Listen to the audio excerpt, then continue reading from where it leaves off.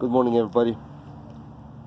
It's about 35 degrees out here, maybe 40 if we're lucky. I was asked to do a video some time ago. I've been slacking about fatwood.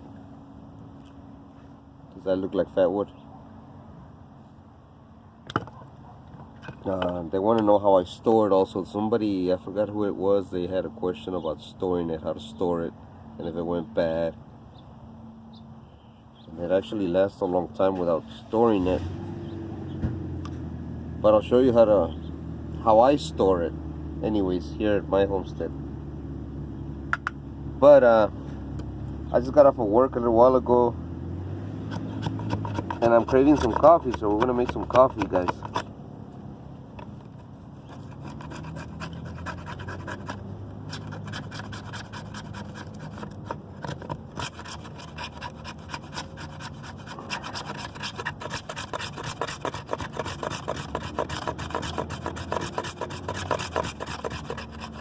This piece of fatwood, this one in particular, I just leave out here right by the fire pit. And it's been out here for probably well over a year. And there's absolutely nothing wrong with it.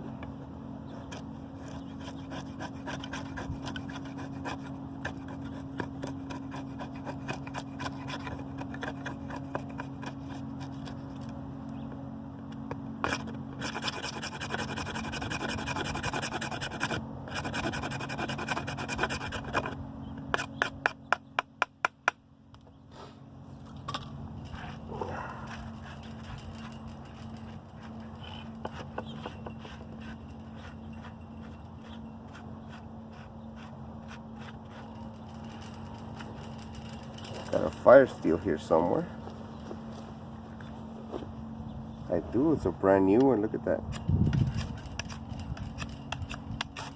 Oh, by the way, my Jeff White French trade knife.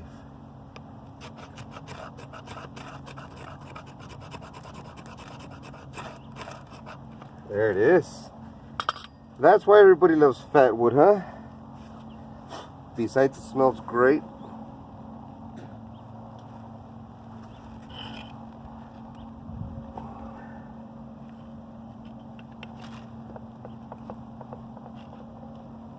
Okay, I'm gonna burn my gloves here too.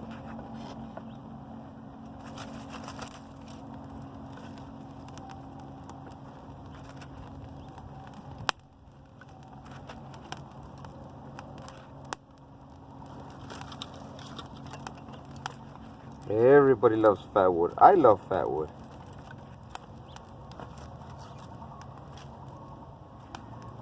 I'm gonna put a little grill here.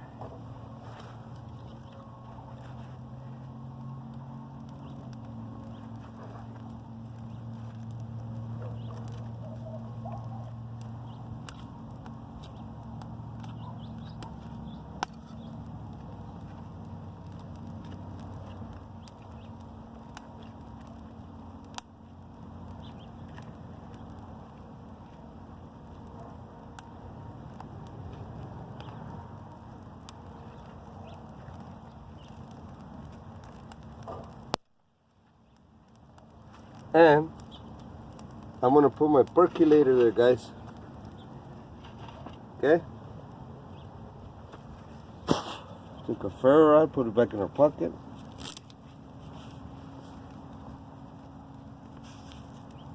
And I'll bring you right back. Alright, guys.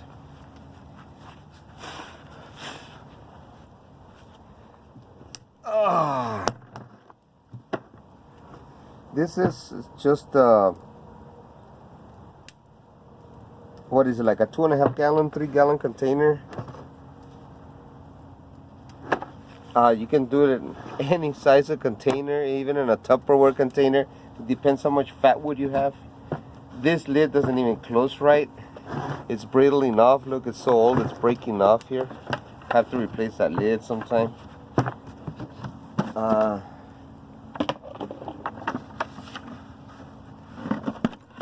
there's how I keep my fatwood.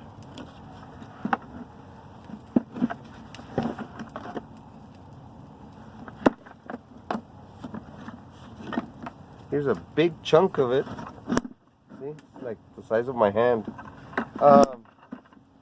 Fatwood lasts a long time by nature because it's its way of covering a wound.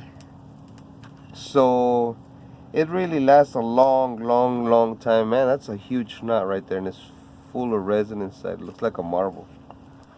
Just to give you an idea, I don't use much fatwood. You guys know that if you guys keep track of my channel. But this particular piece that I just took out, it's probably been in that bucket for maybe, God, I don't know, a couple of years, I want to say. And we harvest our fatwood whenever we go to the mountains, because I do live in the desert, so we don't have any here. When we go to the mountains up in New Mexico or something, we harvest some. And then we obtain firewood. And then in that firewood, when we're processing it, we always run into fatwood. So I don't know, don't ask me where this came from because I don't know. But it smells good. Sometimes you'll see, like, I don't know if you can see with the sun right there. The sun is very bright. This is totally different than this. Look, this looks kind of reddish crystallized, and this looks whitish crystallized. But they're both fatwood, and they both light up very well. This is like a rock. Can you hear that? It's so crystallized. And they are different woods and from different areas. But they're both fatwood, like I said. They're both accelerants, nature's accelerants.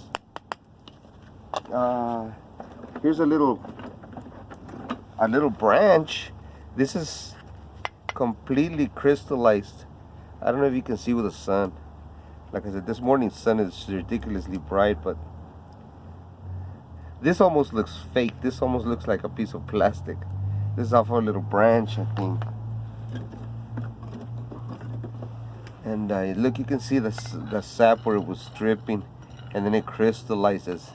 And the whole piece of wood, see, like the wood right here, it looks like there's nothing here, but right underneath that, it's full of sap. You can see it right here. I don't know if the camera will pick that up, but you can see the actual wood over here on the outside, or rather the inside, and then you can see where the fatwood starts. So you shave some of this off along with some of that fatwood, and it's going to help you, of course, you know.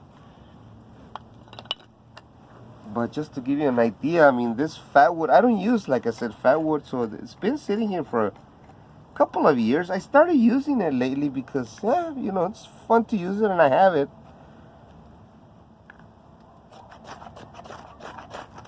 But there it is, see? Voila.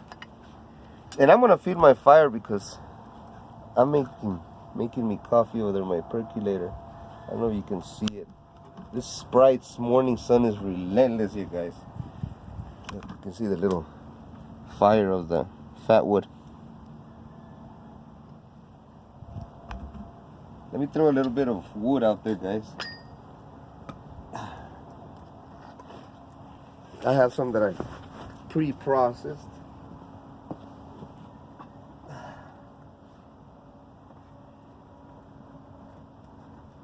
I love these little percolators, man. This is actually one of my bigger percolators. You guys have seen them in my videos.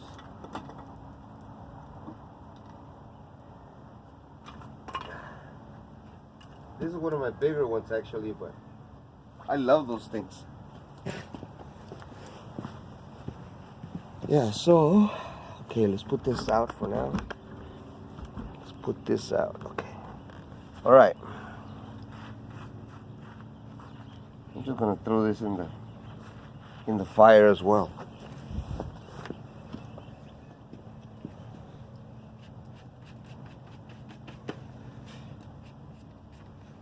Yes, and it will get your pots sticky. Anytime you use resinous woods to cook, you shouldn't cook on them because they're gonna make your meat or your whatever you're cooking taste foul.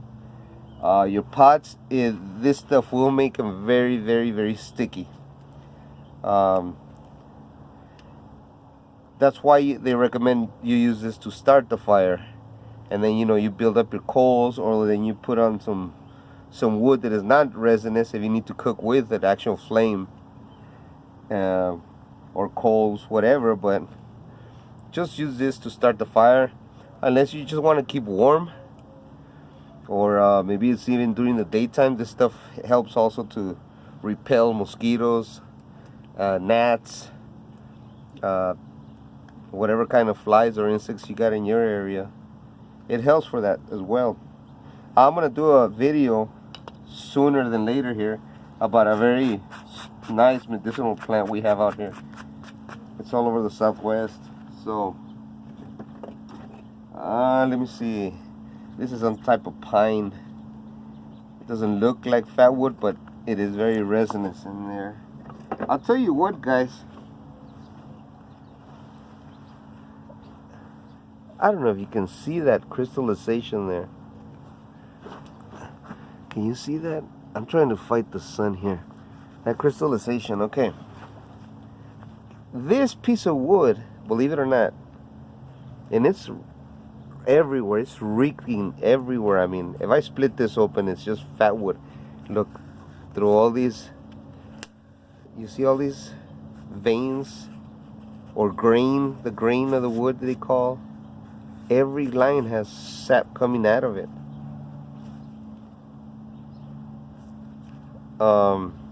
Believe it or not, guys, this piece of wood came from a pallet. I don't remember what we bought, and it was on a pallet. And when we took the stuff off, I looked at some of these. I think this was the only plank, the only piece of wood on the bottom that I looked at, and I'm like, God, that thing is loaded with fat wood. And so, I mean, fat wood, I mean, you can get it in lots of places, but